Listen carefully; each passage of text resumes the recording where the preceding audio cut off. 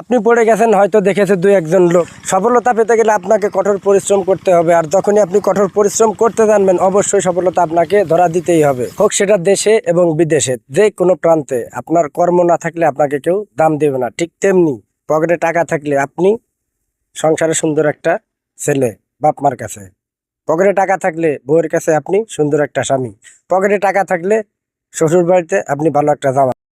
সফলতা যতক্ষণ না আপনি পাচ্ছেন ততক্ষণ পর্যন্ত আপনার পকেটে টাকা থাকবে না, আর যখনই আপনার পকেটে টাকা থাকবে না আপনি সংসারে ভালো একটা ছেলে হতে পারবেন। পকেটে টাকা না থাকলে আপনি বউয়ের কাছে ভালো একজন স্বামী হতে পারবেন না, শ্বশুর বাড়ি ভালো একটা জামাই হতে পারবেন না। কারণ আমি আমার বাস্তব জীবনে দেখেছি, টাকা ছাড়া বন্ধু বান্ধব বাড়ি থেকে বের হলে পাওয়া যায় না। টাকা না থাকলে আপনার যেখানেই আপনি যান আপনাকে কেউ দাম দিবে না। সো টাকাই এখন বর্তমানে মূল স্তম্ভ হয়ে দাঁড়িয়েছে। তাই আমি আপনাদেরকে রিকোয়েস্ট করব যে এদিক ওদিক আসলে কারো কাছে সময় নষ্ট না করে, যেটাই বলি আর কি, আপনারা হয়তো বুঝতে পারছেন যে আমি কোন ইঙ্গিতগুলো আপনাদেরকে দিচ্ছি।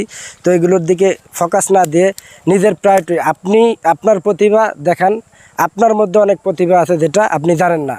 আপনি পড়ে গেছেন, হয়তো দেখেছে দুই একজন লোক, কিন্তু আপনি যখন ওই জায়গা থেকেই উঠে দাঁড়াবেন তখন সারা বিশ্ব আপনাকে দেখবে। তাই আমি আপনাদেরকে বলবো, আপনার যে প্রতিভা আছে, আপনার মধ্যে যতটুকু আছে আপনি ততটুকুই দেখানোর চেষ্টা করেন।